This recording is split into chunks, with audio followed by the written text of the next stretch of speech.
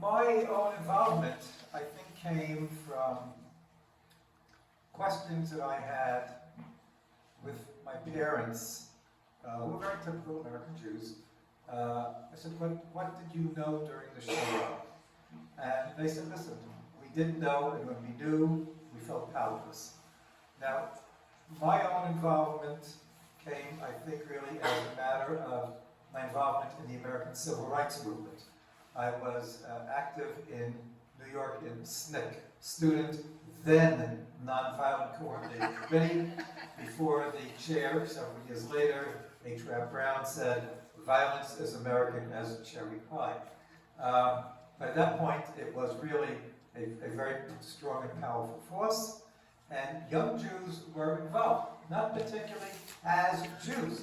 They felt something in their DNA, they felt something in their bones that impelled them to go down and to either go down south or get involved. My fellow student at Queens College, Andrew Goodman, wasn't particularly Jewish, or particularly observant or anything else, but he felt impelled to go down to Mississippi, and he was burned over there along with Cheney and Shorter. In fact, I have visited several times, along with my late colleague Henry Gerber, his kever in Queens, and there is not a word of Hebrew on his stone, not a word, not even his name in Hebrew. But something was in his bones. Something was stirring among young Jews. In 1964, I was a political science sophomore at Queens College, and I had read an article in Foreign Affairs magazine called The Status of Jews in the Soviet Union, by a gentleman named Mr. Moshe Dekter, who was the editor of the New Leader, if I remember correctly, a leftist publication. Well, how did Moshe Dekter know this incredible information that nobody else seemed to know about Jews in the Soviet Union? We didn't know until later that Moshe Dekter had been recruited by Israel's secret Soviet jury office called Lishkat HaKesher, the Liaison Bureau, now called Nativ. During its heyday, those of us in the grassroots used to call Lishkat HaSheker. That's a different story, we can ask about that later. And our eyes opened. Our eyes opened. Those of us who were interested in this, our eyes opened. Meanwhile, a gentleman named Yaakov Birnbaum had come over from England. Yaakov grew up as a child in Nazi Germany. His family was able to flee to England. Yaakov's father, a scholar, was, among his other things, was a censor during the Second World War, and would not be able to speak of all the things that he had to censor and this terrible news that was coming in from Europe. Yaakov's grandfather was the famous Natan Birnbaum, who coined the term Zionism, actually coined the term Zionism, before he became a member of Aguda. And then also then afterwards sort of subscribed to the Ugandan plan. Okay, but Yaakov had this burning desire in him to save the remnants of Jews who were left in the former Soviet Union. He felt he couldn't do that well in Europe. It was very stultified. America was more open. He came to the United States. He rented an apartment near Yeshiva University. He actually stayed in an apartment of somebody else, a person who was a librarian at YU, and used to haunt the halls of the dormitories at YU, telling them, Soviet Jews, Soviet Jews, Soviet Jews. What do they know? Soviet Jews. This guy with a goatee and a funny accent, was coming to talk about Soviet Jews.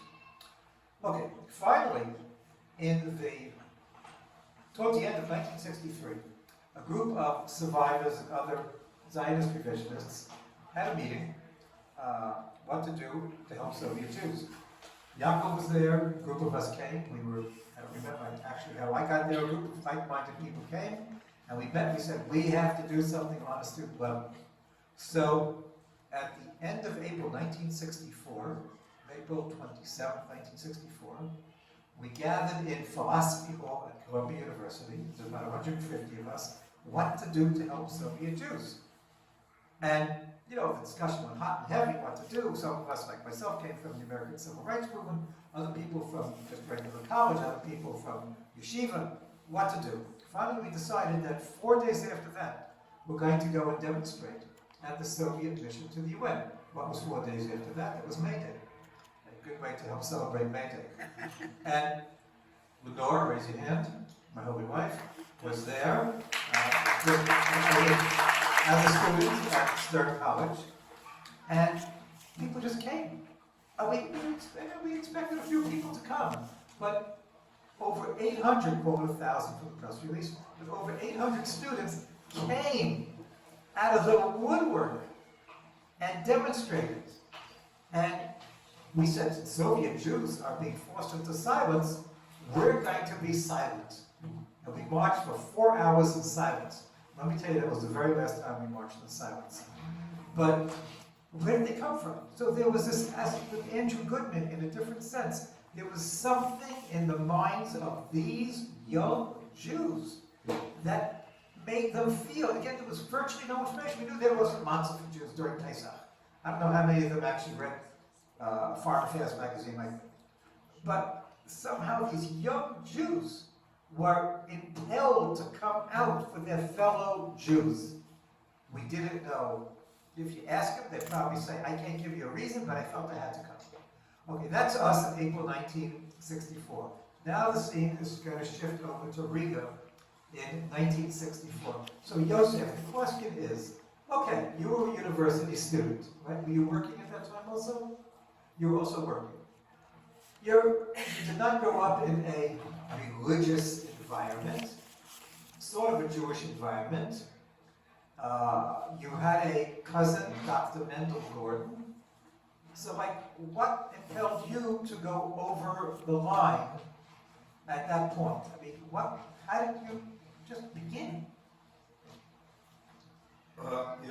We use the expression "bashet." It has to do with decision that we don't do ourselves. But specifically, I have the whole story of my father being arrested and my mother that passed away. So I never had that negative approach to the Soviet power, but certainly it was inside me. The deep understanding that I don't belong, I am something different. And then when I went to work at age 16, 1963, I was born in 47. Then already former prisoner of Zion, I mentioned it before, like David Havkin, Joseph Schneider, etc., come together. They were released that time from the prison, around exactly at the time, 63, 64, and they felt that something should be done against assimilation. And they understood a very simple reason for assimilation that we don't meet. There was no place to meet youngsters, young people, young girls and boys. And they looked for a place half legal to make us meet and to build a community. So one of the decisions was Rumbala, the place of massacre, to go and to rebuild it. Also it was against the will of the authorities, but they assumed that it would be hard, the authorities, to prevent us from doing that. So one day, during in my high school, a friend of mine announced, friends, next Sunday, young people are going to rebuild the Jewish cemetery. Why specifically I decided to go there, I cannot explain. For all other friends from the school would come. And it was the beginning. The moment I came to the place, terrible place of the massacre, I never left it. And it is how I got my Jewish Zionist education right there on the graves. Certainly, Menachem Mendel Gordon had an influence on me, for he was studying for his fourth degree, a real doctor, PhD, and he is originally from Dvinsk, so he stayed in Riga in our apartment, and we talked and we discussed but he never pushed me to do that. The decision was mine to go to help the people. And as you started from Never Again in America, I started it, Never Forget It in Russia. It's like really Ashgoche. In the 1963, 1964, we started it together from both sides of Russia. After it, you cannot believe that there is no Ashgacha. Okay. You had mentioned during your talks that a few years later, well, let's talk about the Six-Day War, because I don't think you really talked about it too much. I remember reports coming out from the Soviet Union at that time that young Jews might greet each other like this, meaning Moshe Dayan. Am I correct? I've heard that from friends who were there. It's a good joke. It's a good joke. I mean, except if you know. But I know for myself, and I guess for some of you as well, that it was a defining moment. I think, it was electrifying. I could tell stories, but I'm not interested in my own personal story on this. But you lived in Riga. Riga was taken over by, was not a part of the Soviet state until the Second World War. And many of the Jews had been wiped out. I remember being in the shul and seeing the inscription over the Aron Kodesh. It said, Baruch Hashem Shalom Latanu Teres V'Shinehem. Thank God we were not given as prey to their teeth. I mean, what kind of, you say, and stuff like that. Who has that kind of thing except people who went through this incredible trauma? So, 67. First of all, what did you know about the war? What did you know? Did you think that Israel was going to lose? How did you find out information? And what effect did the war have on you and your friends? As far as we started our activities in 1963, in 1966, we had a big gathering where we managed to build the Kever Ochim in Rumbola, and there was a huge underground demonstration, memory demonstration on Yom HaShoah V'Gvura. Hundreds of them came, and I spoke there, and I was that inspired with whatever, the war, Karbolis from fascism, etc. So the very day in the evening, I suggested my friends to establish an underground Zionist organization, to let my people go. So in 1967, we were already involved in all kinds of illegal activities. 67 was not special for me. And you asked what the sources of information. We listened to Kol Israel, in Voice of America, Liberty. It means my father was at that time retired, so he had time. He would go all the day, the slam, right? Mafrim, Vasim Brash. Yeah. So you can move. Jam. Right, jamming. Jam, right. So my father had enough time to move the moment they jam Voice of America, he will move to something, Call Israel from Yerushalayim, and then you move to Russian language and Liberty. It's enough sources. We did know everything.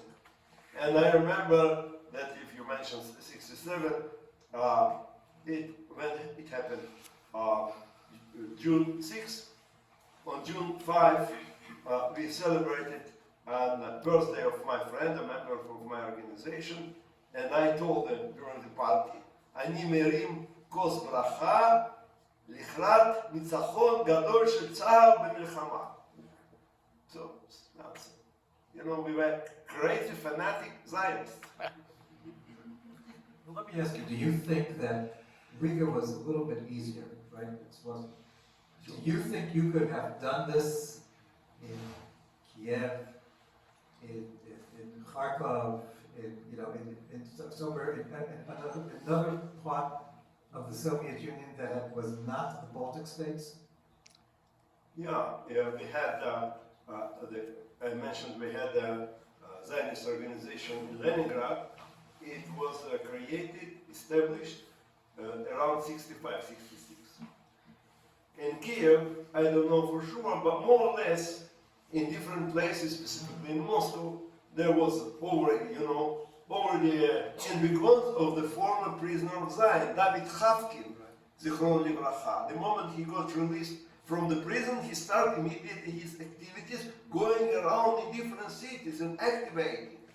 So it's, 67 was very important to expand our influence. But fanatics were all there on the spot, ready to do that. If I could, I would go to fight immediately to the front. Instead, I remember on 60-day war, we got a book translated in Russian. David is fighting against Goliath about Milchemet Atzmaut. So I sat there in a secret place and printed this book in Russian language. I produced 11 copies of the book. And Well, listen, how did you do it? How did you make copies? automotive printing machine. You were able to have access to a printing machine?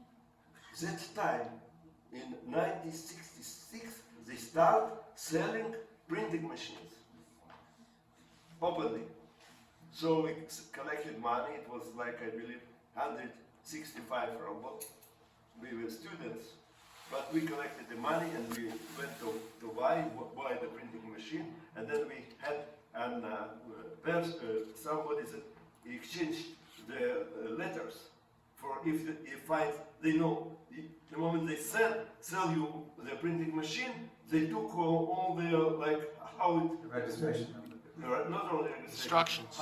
you know how it's, you print, Right. and it is in KGB. The moment they found the materials, they can easily and they take your name and your passport, etc. So we changed it. Okay, so you've developed a Zionist underground. Not me. You and friends. Yeah, friends. Okay, you and friends agree. Okay, you've talked about some other places. You mentioned during your talk that by 1968 there was a group that began to consolidate. Now, how did you do it? You said that you became the editor of Eton, Later on. the Jewish magazine, the Jewish Right. newspaper. But how are you able to, under these circumstances, get to coordinate with other Jewish groups around the country? I did coordinate. Older people, older friends would come once in 2-3 months together in a specific place and discuss all the problems, make decisions. You need funds, money, right? You need materials to print. You need maybe textbooks in Hebrew. So they come together. Where would they come together? It depends. Once it was in Leningrad, another time was in Kiev. It depends, not to be on constant place. Just imagine to what extent it was, like really Zionist underground movement. The KGB, when they discovered it after our arrest, they couldn't believe. They thought that's only Jews are able to establish in the end of the Soviet power an underground nationwide. We have to be proud of that, So let me ask you, your own personal experience. So when did you travel to any of these meetings? Did you travel to any of those meetings? No, I traveled to meetings of, there were 2 more editors, so we would come together and discuss the portfolio of our edition. Well, okay, so first of all, what kind of articles were produced? Were they originals? Were they translations? And how would you make copies? And how would you disseminate copies of each other? One source was foreign journalists. It was a special kind of connection between the opponents of Soviet regime, dissidents, Jewish, that would stay in touch, in close touch with foreign journalists. and it's how they would get articles on Israel, and even books, and pass over to Zionist underground, the youth, and it's how we got it.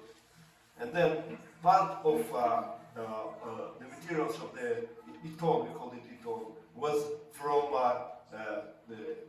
from foreign newsletters, translated in Russian language about Israel and general situations, etc.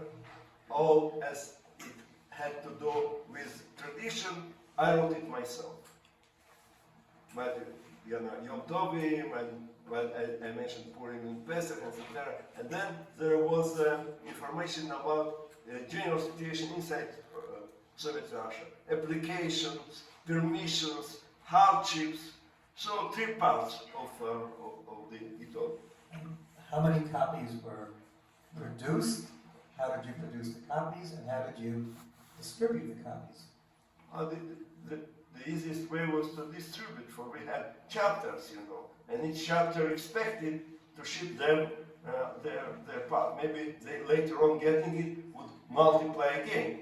For we did it, it's not in very, my English is not enough good to explain the complex way of multiplying. So photograph, we would print on a printing machine the pages, and then photograph them, and then multiply it like in those times you would print pictures. No, we printed it. So we got every bulletin would have some, maybe up to 50 pages, and in all we could print some 100 copies. So distributing in different places. So did people make copies by photographing the pages and then developing the prints? Yeah. And then binding them together? Yeah. And well, let's say you got a copy, okay? Could you keep it? Could you just read it overnight? Did you have to pass it on to somebody else? And how would you know who to pass it on to? It was not my business. I was an editor. But I assume this kind of samizdat literature was on demand, on high demand. It's not that you would be afraid to keep it only that day. You had to read it one night, for there was a row of people that would like to read it. Did you, when you came, just the middle of this, when you came to Israel, did anybody come up to you and say, I read Iton? Yeah. Okay. So now, I even met somebody in San Francisco. Right. He told me, you remember I was your student in Ulpan and Riga. Wow. Ah. Okay. Somewhere. So now we're 68. Okay, now the beginnings of... Now we are, I'm 75, you are 70. No, he didn't know it. Thank you. Just made me blessed. Okay. 1968. Things are beginning to change. The Six-Day War certainly made more Soviet Jews braver to speak out. In 1968, Boris Kaczmarewski in Kiev is arrested. He makes this incredible speech in the court, and he says, if I'm arrested, okay, I will be sentenced to the Gulag, and even when I'm released, I would walk to Israel the whole way. I would go get to Israel, even if it means walking the whole way on foot. And the story and his speech gets to the West, and it's sensational. By 1969, a group of Jews in Soviet Georgia, who was still, Shtarka Jews, writes a series of impassioned letters to Golda Meir with incredible emotion. But without mentioning their names. Right, okay. But later on they did mention their names. Later on we start writing, mentioning our names. On there, they serve us as like a symbol. We understood it should be done. And then start letters, 100, 150 signatures open, to UN, to Russian government, to American president. It was a level of open, a struggle that we would come up. Before that, we were afraid to do. Not that afraid, we were not aware that it's possible to do. The Georgian Jews serve as an example what should be done. So immediately, people were glad, crazy to give their signature, to say, we are against you, we would like you us to leave, By 69, by the way, the Israeli government, okay, for those who just, this is the part that we don't really talk about too much, but the Israeli government found itself in a bind. The Israeli government was not, Israel was not strong as it is today. Certainly, the Soviet Union was arming all of Israel's enemies. The Israeli government had a branch that worked operationally right under the Prime Minister's office, but was considered to be allegedly part of the Foreign Office, and it was called Lishkat HaKesher, the Liaison Bureau. It was a semi-secret, or they wanted to keep it completely secret, but they couldn't, office, made up mostly of guys who had been involved in Aliyah Ben, illegal immigration of Jews to Palestine, who knew how to operate clandestinely, quietly, with one person knowing only what he knew, only what he had to know, and a lot of those people becoming members of the Mossad. One of the people who we dealt with a lot was a person named Nechemia Levanon, who was a founder of Kibbutz Kfar Blum. Nechemia was originally, you told me, from Estonia, and Nechemia was part of the socialist mentality of the Israeli government. And they were used to just quiet, secret work, but not only that, but in the Israeli bureaucratic mentality, you do what we tell you to do, and we know better than you. And the Lishkat HaKesher, was pushing for quiet. Nechemia Levanon himself had worked in the Israeli embassy in Moscow until he was thrown out from meeting Soviet Jews. Yeah. On the other hand, there was this tremendous push once the word of the Georgian families got word. Golda Meir then, after originally telling a group of Jews from Latvia and other places, a year or two before, she said to them, when they said, speak out, she said, put 7 locks on your mouth. But Golda Meir, by 1969, read the appeal of these Georgian Jews in the Knesset, and again, it was a sensation. Well, he was compulsed. Okay, now I'm going to get to that a little bit later, because Kahana and others is an issue about us in the United States, but I want to get your sense of how you progressed. Okay, by 69, it seems to me there was a group of Jews in Leningrad and in Riga who were thinking about taking a plane to leave, not just getting tickets to Israel on a flight, but stealing a plane. But it seemed, if I recall, that the original plan was to go on a jet plane, 60 or 80 people, buy up all the seats, and take over the plane in the middle of the air. It was a real hijacking at a time that many other hijackings were taking place, especially against Israel. So, first of all, how crazy was that idea? Do you think the KGB knew? And why didn't that plan take place? Well, I told about it yesterday. It's obvious.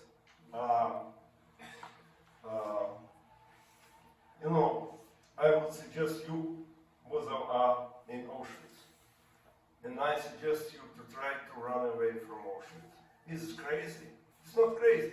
For there is only way to die in Auschwitz or to try to escape. It's, the situation was abnormal. So the reaction was abnormal as well.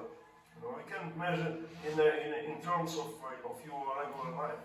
We felt we are in prison, we are slaves, and every possible way to escape slavery and become free man, it makes sense.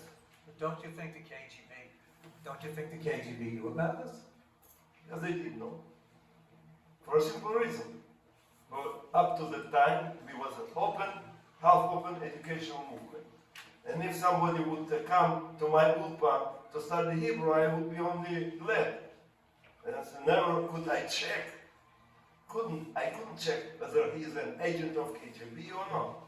So certainly the whole movement educationally was infiltrated by KGB agents. And as far as Gutman started trying to mobilize the students in Leningrad to be part of the activity, certainly they did know it on the spot.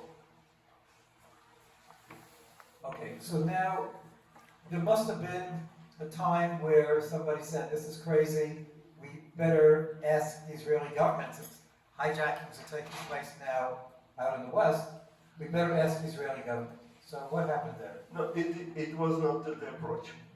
The leaders of Leningrad committee, MendelevitchCBYMar5 is still alive, Baruch Hashem, is 120 in Israel. They simply felt that it is counterproductive and told Putin stop it. Putin wouldn't stop it, so they decided they will call up Golda Meir. Obviously, Golda Meir will tell Niet, and then it will stop. They wouldn't ask for permission from Golda Meir, understand? They believed that the government, the Lishka, would be against it. They used it like an excuse to press Putin to stop and Dimshit, to stop this kind of activities. Okay, I remember that I had interviewed a person who was then a young Norwegian Jewish student and who had gone in and brought the word out, brought the question out, should we hijack a plane, and how do you get the answer back in? Ronnie Aronson. Ronnie Aronson, Dr. Ronnie Aronson. And the question then, how do you get the word back in? So the question was, well, should this woman take her certain medication? And the answer came back in a phone call from Israel, yeah, don't take the medication. So why did you guys decide that you should continue? What helped you to feel that you had to do this? To begin with, I was aware of this kind of discussion inside the Zionist committee in Leningrad. And just it I discussed with my cousin, Dr. Menachem Gordon, for he was one of the leaders of the Zionist movement in Riga. And I told, see, they say something very clever. They say, you are certainly being watched by KGB, and it will be a pretext. You will play in their hands to crush upon the whole education movement. You will nothing achieve and just, say, like, crush up the whole movement. What to do? And Menachem Mendel told me, certainly it's a heavy reasoning, but this education movement will not help, will not prevent assimilation. We cannot, acting illegally, to reach out more than for a couple of thousands of people, having millions of them. The only way is to try to run away, to break through the Iron Curtain. So I accepted the approach. Yeah. Why we accepted the approach? Again, there was no other way out to save our nation from Soviet assimilation. Okay, if I recall correctly, that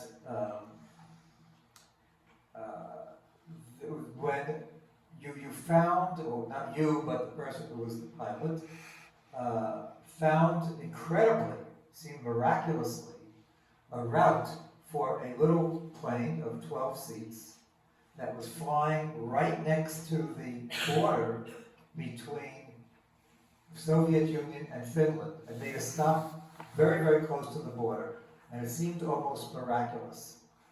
I think, did you question about the fact that this was almost a miracle, or did you think it might have been something set up by the KGB? I can't explain you our spirits. Really, we were crazy. Baruch Hashem that we were created. You know yourself good that just because of it started, right? If you would be clever and calculated, it was obvious that it's impossible.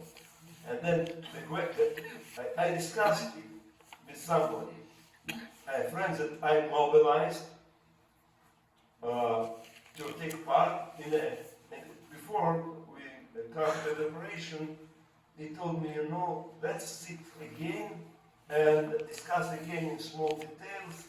Maybe what you are planning is impossible. I told him, I'm not going to discuss it. He asked, why not? For I thought, we would like it to be possible. That's all. I can't understand it. Again, imagine you are running away from Auschwitz, from Sobibor. You are going to make all the details. There are, and then I told something. We escaped not being angry with the Soviet Union.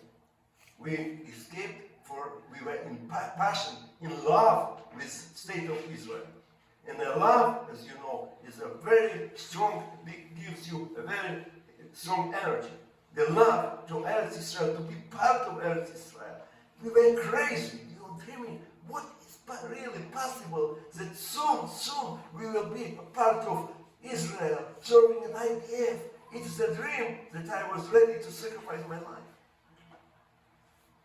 Before the actual attempt at the hijacking on June 15, 1970, I recall that you wrote a very strong letter that reached the West. Could you describe that letter? Well, I mentioned it yesterday when it detail. turned out that Kuznetsov told me in the last moment that as if Butman asked him, Butman was there, but in Riga we are going to do that. So he told, at least do something to cover the Jewish character of it. I got angry. What? We are doing just for that, to give it a Jewish outcry. And Kuznetsov is going to cover it. And he told, I invited to do that, I invited Fedorov and Mushenko just to cover that it is not a Jewish action. So I decided I will write a declaration that will make it clearly that the only reason we are doing it, that to open the gate for Am Yisrael to go to the state of Israel. We would use the time Eretz Yisrael, state of Israel. So, and then I wrote it. And I went to Kuznetsov, he signed.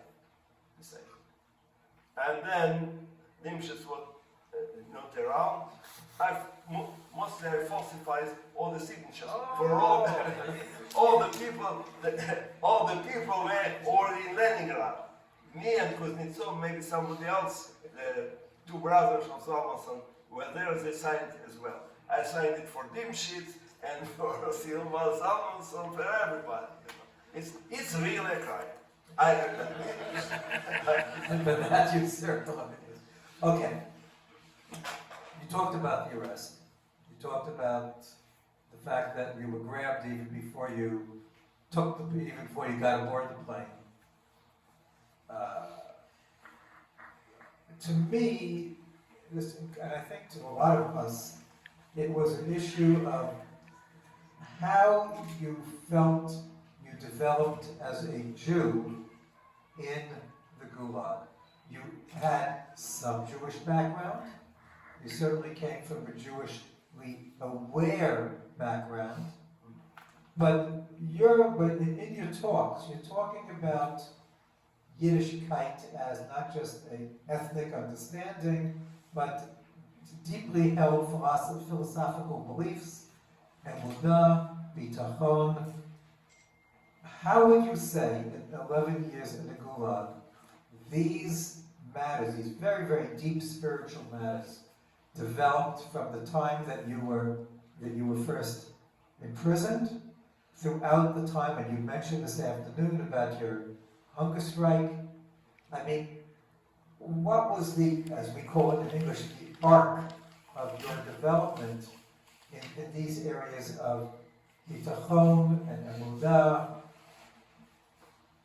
And looking back, how would you say? Well, it's a long story, read my... But no, It's available after the talk. Okay, wait a moment. but give us a short answer. Yeah. To get people interested.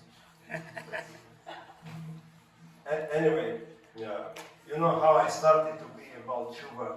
It happened like 1968. I was already involved in everything, and then I thought to myself, you know, I am teaching people to go to Israel. What's the meaning to go to Israel? Simply to change Latvia for Israel. It's obvious that it means to come back to our roots. And what are our roots? Avraham, Yitzchak, and Yaakov. So I decided, by decision, to become a Baal Tshuva without much emunah. But when I went to the prison, I'm sorry to say, the God, Ribbon Shalom, told me, be strong in your emunah, it will save you. And I followed his order. That's all. The rest you can read in the book. Okay. Let's. You know, by the way, I was examined at a psychiatrical institution twice, Right. and they found me sane. Right. As part of the pre-trial situation. Let me just ask one question about the trials, and a question about the trials. Then we're going to move on to something from the outside.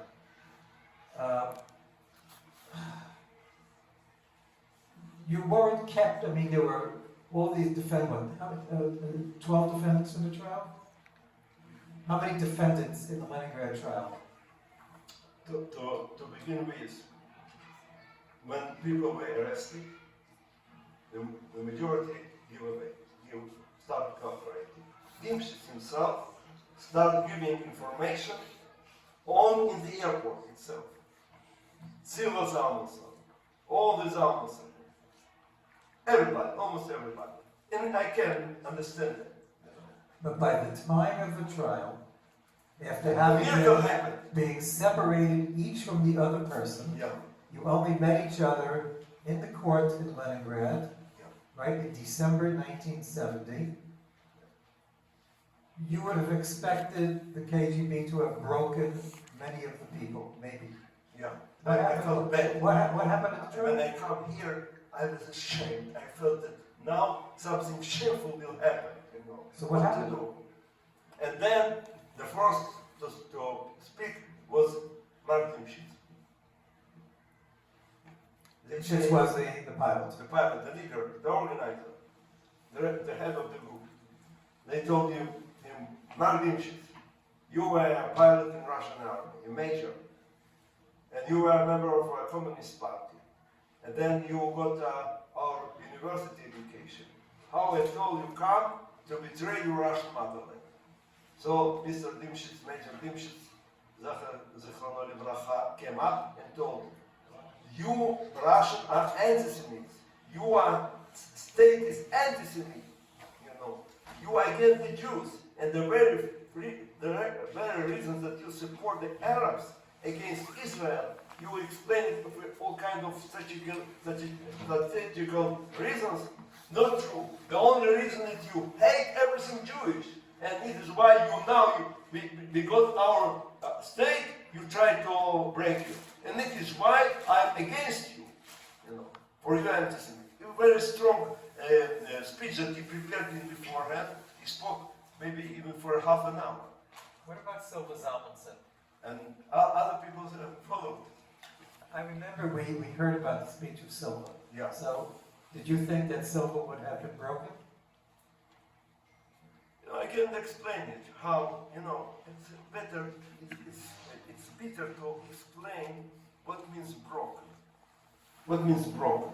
People say Mendelevitch did it, and Mendelevitch did that, and etc. etc.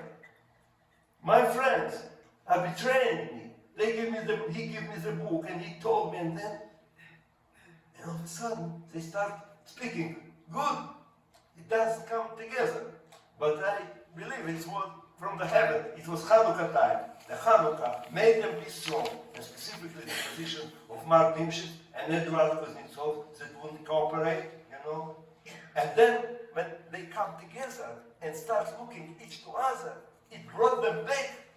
It brought them back to their, like, what happened half a year ago, and they come back as they used to be. It was their mistake of KGB to bring us together. They could sentence each other and has to show what will happen. Okay.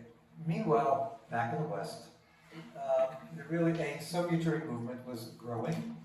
This was already 6 years into the modern-day Soviet Jewry movement. There were different strains. The Israeli government was being very cautious for obvious reasons. They felt themselves under tremendous pressure by the Soviets. They would have liked to restore diplomatic relations. What they were doing was being done quietly by the Lishkat HaKesher. Those of us who were the students, if you remember, we were out in the streets demonstrating constantly, and as more information would come out, we would be able to utilize that. December 1970, again, we didn't know in the beginning, about the trial. It wasn't like it was on NBC or CNN, that immediately after June 15th. But as the word got out, things started moving. During the trial, we were out in the streets in New York, as an example, in front of the Soviet mission to the United Nations. There were different approaches to the issue. What we call the Jewish establishment was working diplomatically, working from their perspective.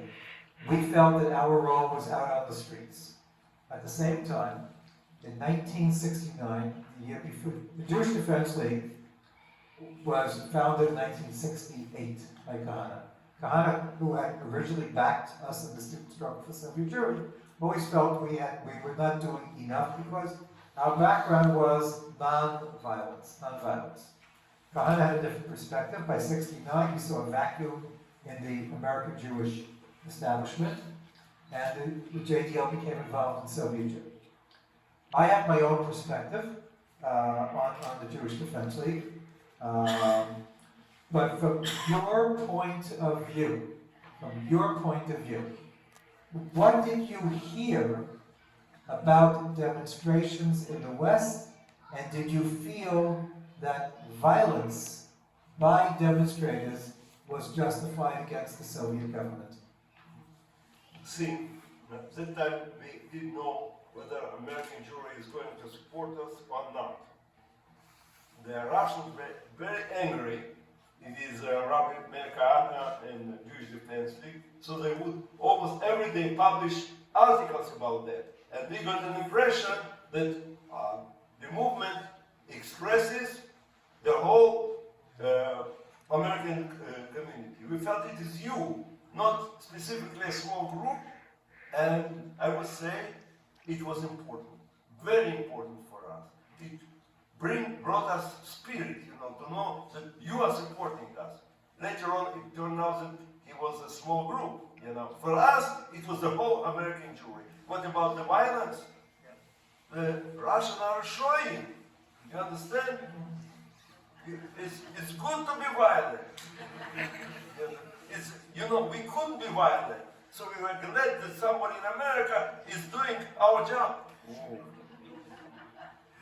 I'll just tell you a little story. A guy whom I know who went to Hunter College, which was right next to the Soviet mission to the UN, was visiting refuseniks in Moscow. And they said, well, tell us about yourself. So he showed them his identification card from Hunter College.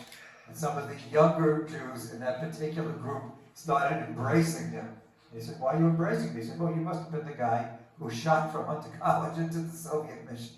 Okay. Again, our perspective was different. Again, we came from a different point of view.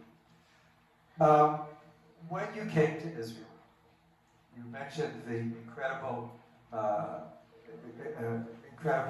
welcome you had in Israel. when you came, I remember you said, I remember when you came to Israel, you said you wanted to walk all the way from the airport to Yerushalayim. Am I correct? No. You didn't say that. I was wrong. I was misinformed. We were permitted to send a letter once in 2 months. No, this was not that. When you arrived in Listen, Israel. listen, Yeah. listen. So I mentioned to my sister in one letter that my dream is to come silently to Eretz Israel, that nobody would know that I am coming, and walk by foot, and then knock at the door and say, Shalom, I am here. That's all.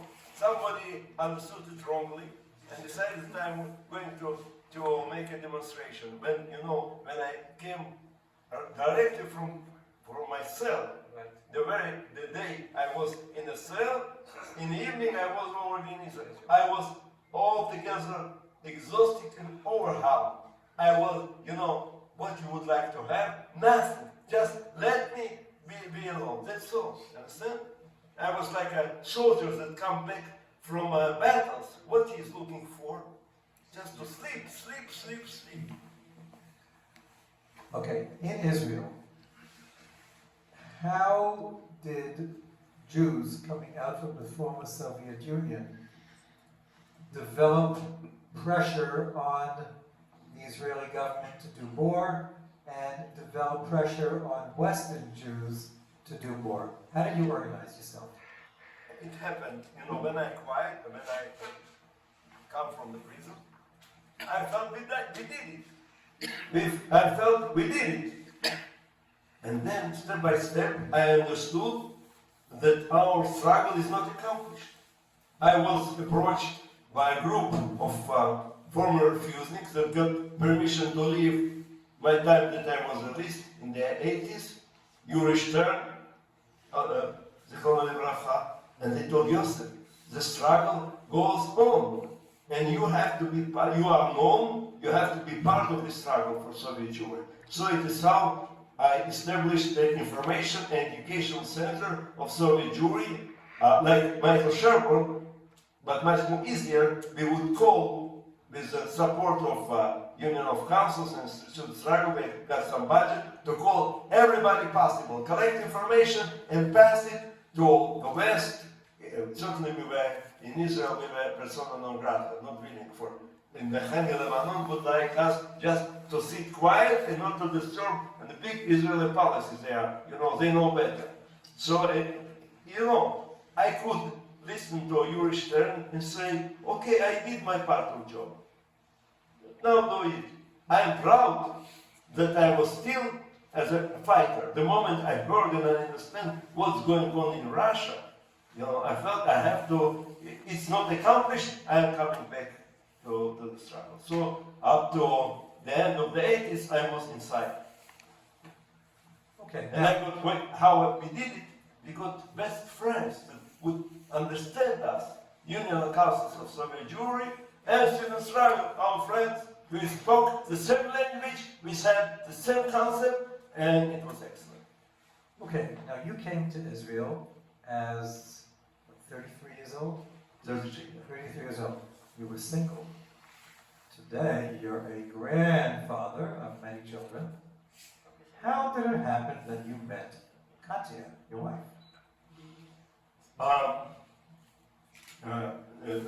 Normally I arrived at Olmshut, where my sister Rivka was, and then a certain rabbi from, a young rabbi, student of Rabbi Tzvi Yehuda Kook, invited me to stay in Kiryat Moshe and to start learning in Machon Mir, in Mekaz Arav.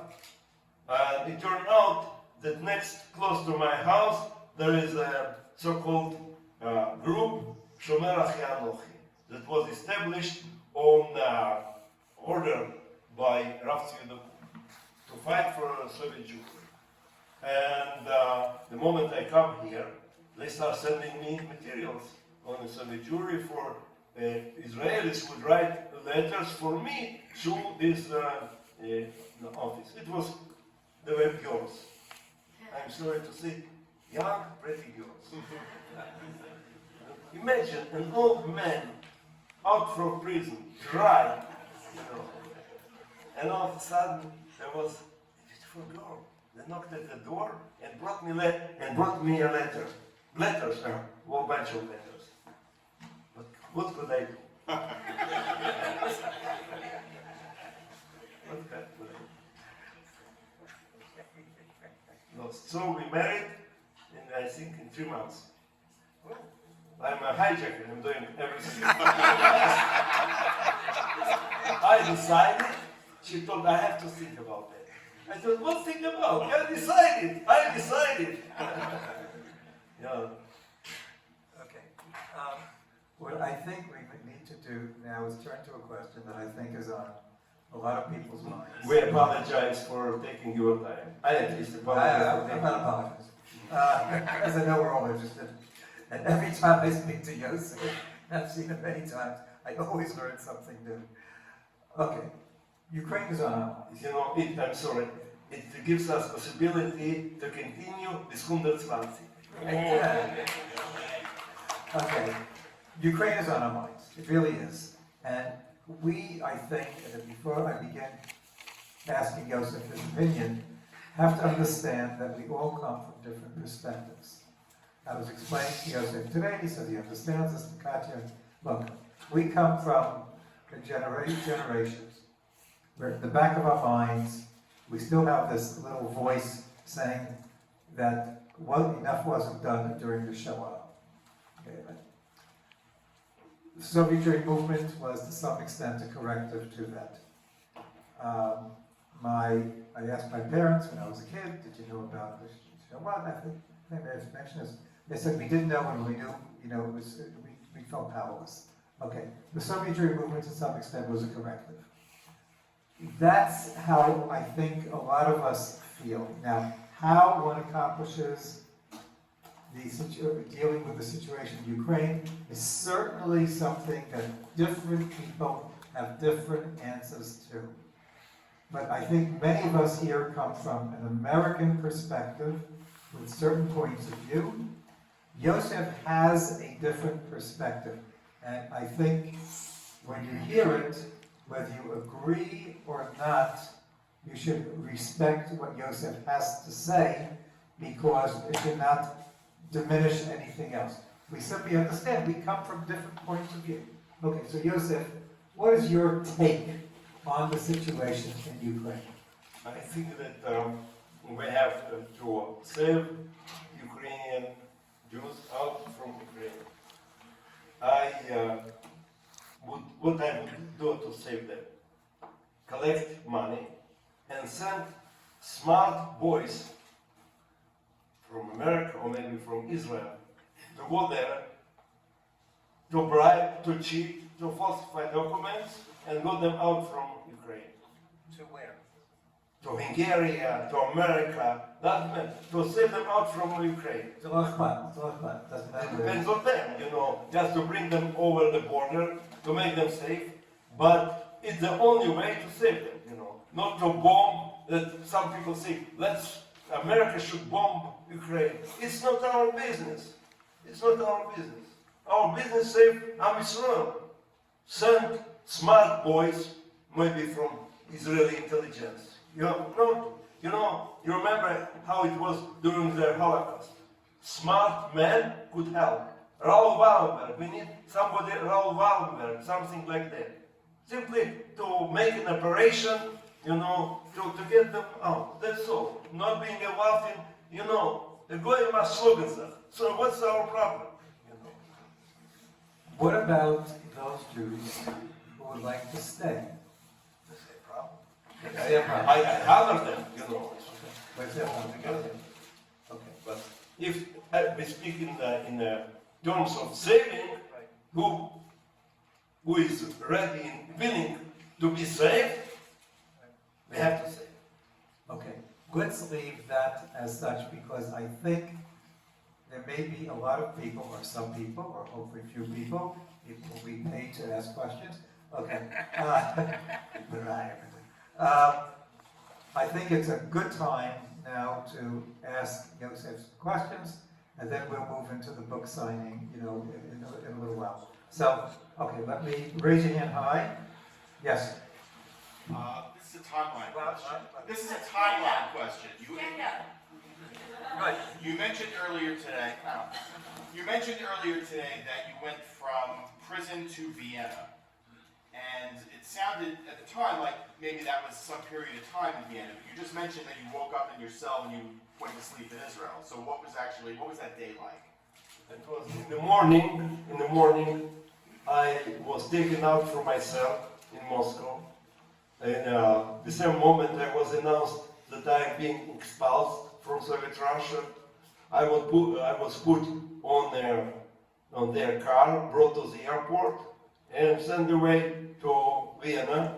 In Vienna, I stayed for a couple of hours and sent to Israel. And something interesting, when I stepped from El Al airplane in Ben Gurion, there was a bunch of Israel journalists.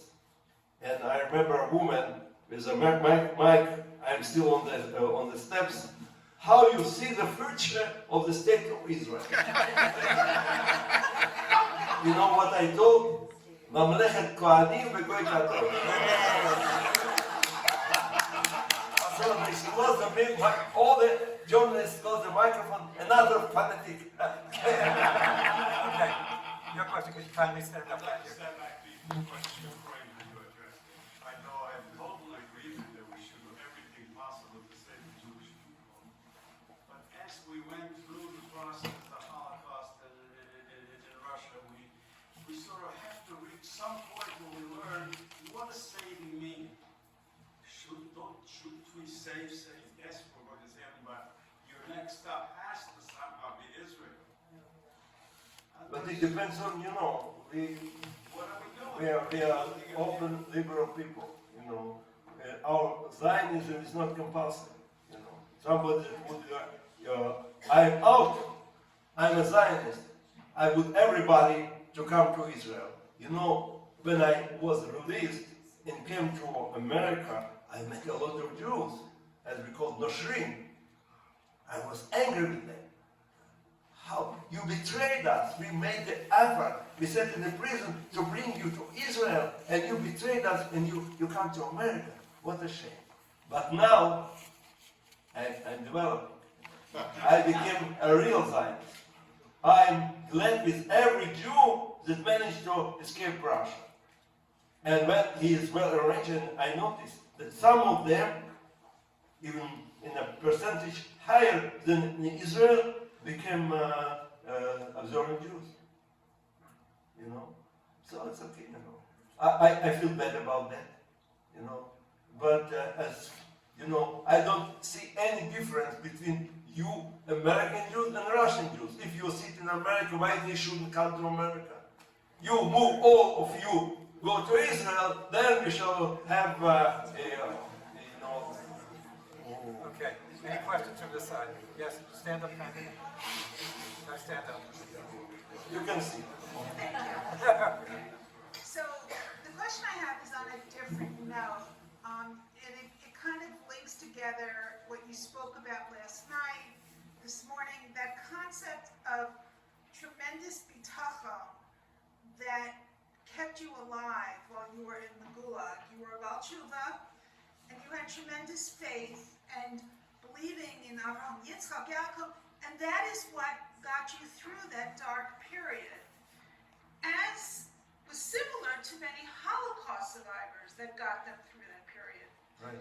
So I think you can give us a unique perspective of how to move that forward. And my question is, what happened with many Holocaust survivors is they had that faith which propelled them, but then they got to Eretz Yisrael, and they were free now.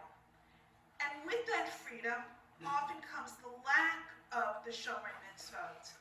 We're seeing that, when we spoke last night, I mentioned that my concern, I deal with a lot of the next generation, and I see that the more easy life is, how do we instill that bitachon in the next generation?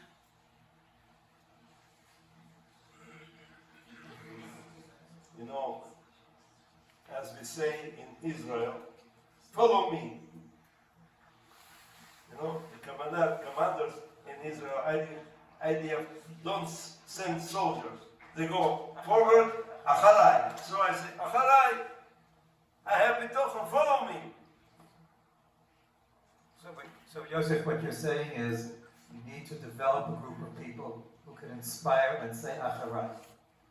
Not just saying, No, I am astonished. you know, I am astonished to know that you people don't have bitochen. Why shouldn't you? You know, it's obvious. That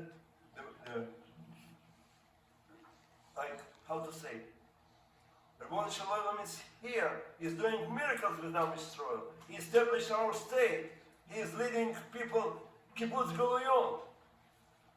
What kind of bitochen you need more? You know, think about it.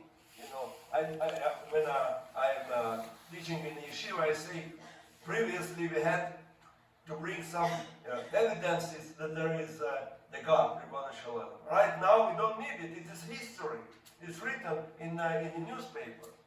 Here, Ribbon Shalom is here. He's acting. People, open your eyes. And again, he established us the state of Israel. He brought our Goliath, 7 million, or even more, to Eretz Israel. We won all the battles. What else you need?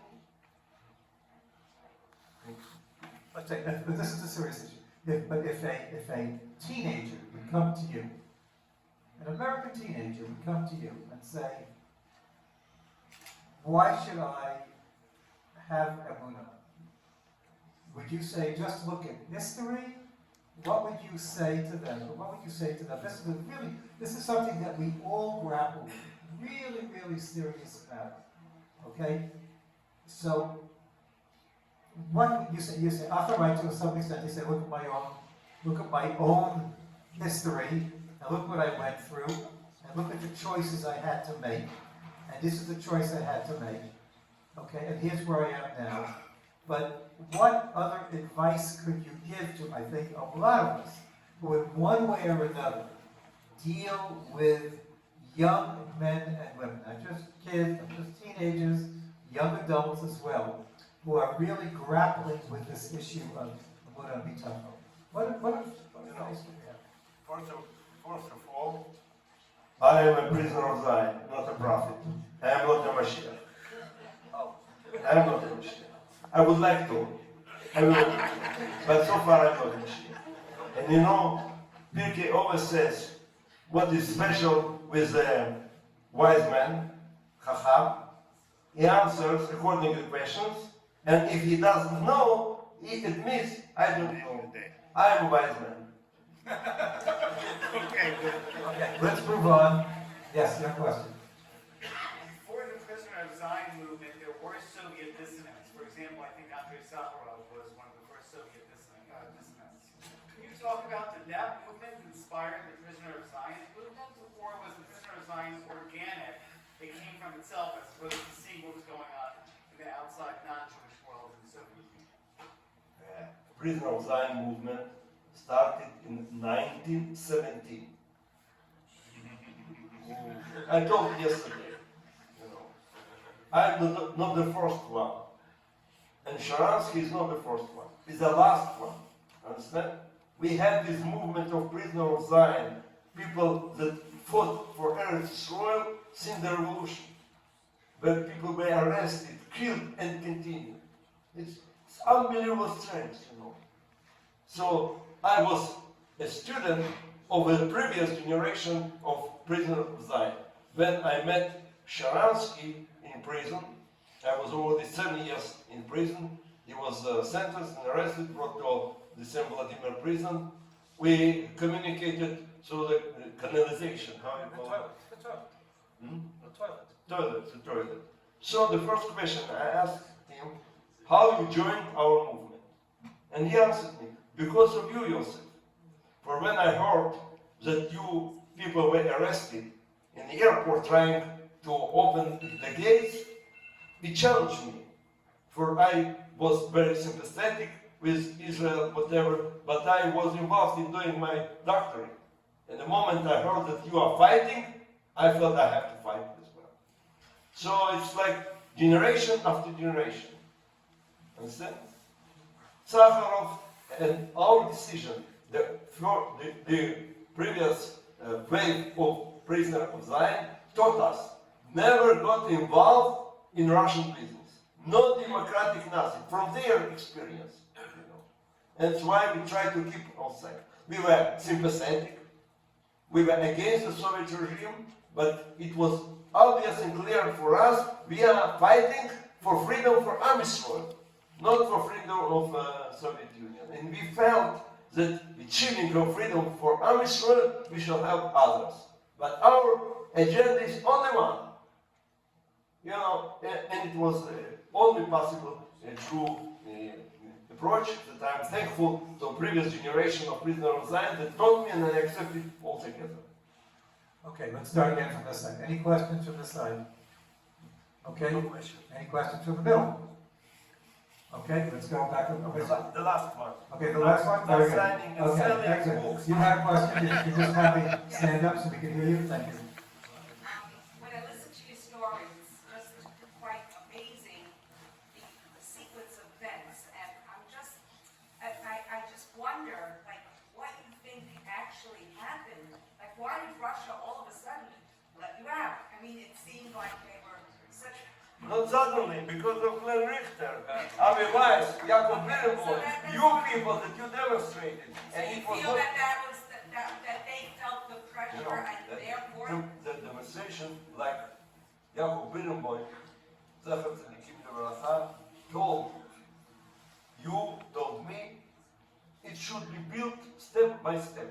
You start from the streets, now it goes to Jewish organization, from Jewish organization to the establishment, and from the establishment to Congress, Senate, and White House. And it's how it works.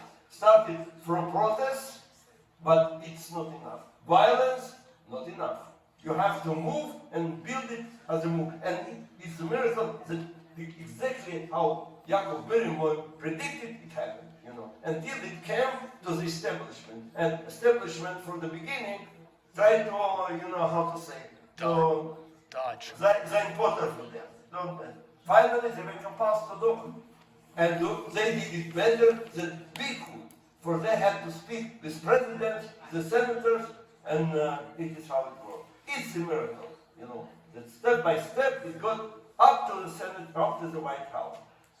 Ronald Reagan mentioned in his diary that when meeting Yosef Mendelevitch, I decided I will do whatever possible to help Soviet Jews out from Soviet Russia. And there's a great photo of you, Yosef, and Avital Sharansky standing with President Reagan and Vice President Bush in the White House office. But I was invited to the White House because of National Conference of Soviet Jewry, an established organization, not your organization. That's correct. No, that's And correct. Avital asked Right.